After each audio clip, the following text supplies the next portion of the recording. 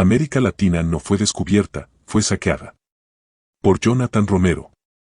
América Latina no fue descubierta por nadie, pues estas tierras ya existían mucho antes de la excursión de Cristóbal Colón. Una civilización ya se erigía aquí, y por mucho, las comunidades originarias eran mucho más avanzadas que las denominadas europeas. Entonces, el 12 de octubre no hay celebración alguna, porque en el encuentro de dos culturas, solo una se benefició sin lugar a dudas. Para los negacionistas, esos que piensan en sus adentros que, o en este continente no hubo colonización, o que España trajo la modernización, el materialismo histórico afirma rotundamente la forma como nuestros pueblos no fueron un invento de Occidente, y en todo caso, estos fueron arrasados por una modernidad bastante salvaje. Eduardo Galeano fue muy preciso en el carácter nuevo del siglo XVI, ya que la Nueva España incentivó una plataforma inédita sobre la acumulación de capital. El amor al dinero se convirtió en el corazón de la época nueva. Por ejemplo, las comunidades originarias conocían los metales preciosos, pero el dinero nada tenía en este sentido que ver con la cualidad de este valor de uso. En la Amazonía precolonial, los niños jugaban con las pepitas áureas y los españoles se maravillaban con tal riqueza.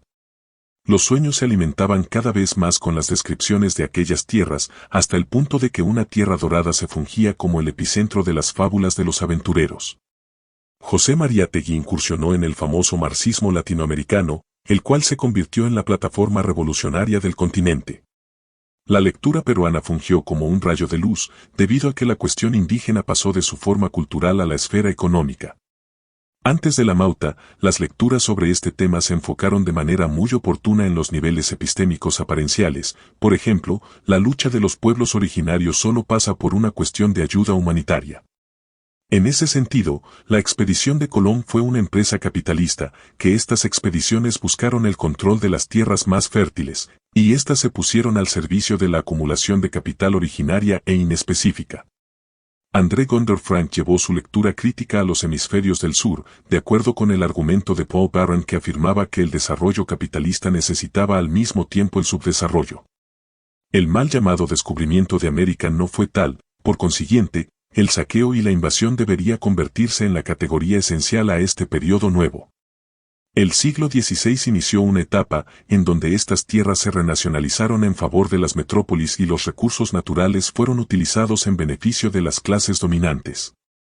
En pocas palabras, el privilegio de una región está basado en la dominación de gran parte del planeta. En ese sentido, la lucha de clases puede leerse entre grupos sociales como en regiones geográficas. Rui Mauro Marini abrió un debate harto complejo, puesto que el marxismo latinoamericano puso énfasis sobre el debate de la famosa ley del valor.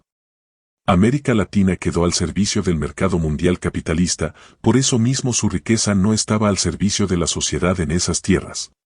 Las clases gobernantes se han encargado de transferir el valor de dos direcciones. Por un lado, la lumpenburguesía se apodera de una parte de la riqueza creada en América Latina y, por el otro, esta riqueza, robada de los trabajadores, va a la región central del mundo. La transferencia del valor es el mecanismo inédito que las incursiones de Colón trajeron a este continente. Bolívar Echeverría apuntaría en ese sentido, que la extracción de riqueza tiene su fundamento en la renta de la tierra.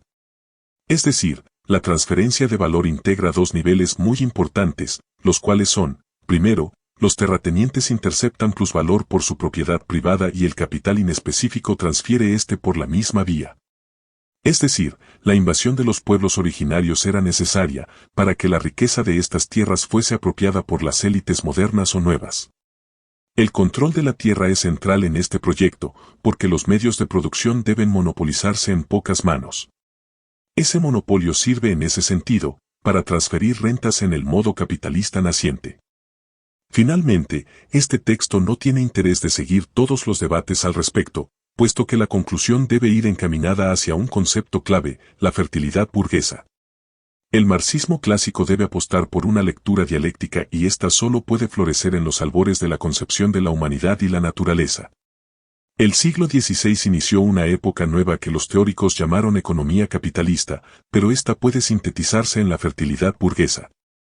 La sociedad nueva ya no ve al planeta y los seres humanos como creadores de valores de uso, sino que el valor de cambio se vuelve en el alfa y omega de la vida misma. En ese sentido, sin saberlo realmente, Cristóbal Colón no solo venía influenciado por la fiebre del oro, sino que su enfermedad era el amor a la ganancia o al lucro y, por eso mismo, la fertilidad burguesa se convirtió en el eje central de esta nueva sociedad. Un final comunista debe indicar en este punto que la lucha por un mundo nuevo es la conquista de una sociedad comunista. Pero, si la sociedad actual está presa de una razón burguesa, entonces la sociedad nueva necesita una razón comunista. Frente a este reto, la revolución social debe entregarse a una plataforma de lucha acorde del siglo XXI y desde América Latina, pero esta no debe aislarse del sistema mundo. Si bien es cierto que un marxismo regional o por país no existe en este caso, porque este debe ser mundial. Entonces, la revolución proletaria debe indicar un camino dialéctico, y aquí, la fertilidad burguesa se vuelve esencial, porque exige una lucha teórica, política, histórica, geográfica, etc. Por eso mismo, la lucha por la emancipación debe contemplar la dimensión subjetiva y objetiva, y por ende, de la fertilidad burguesa debemos aspirar a una fertilidad comunista.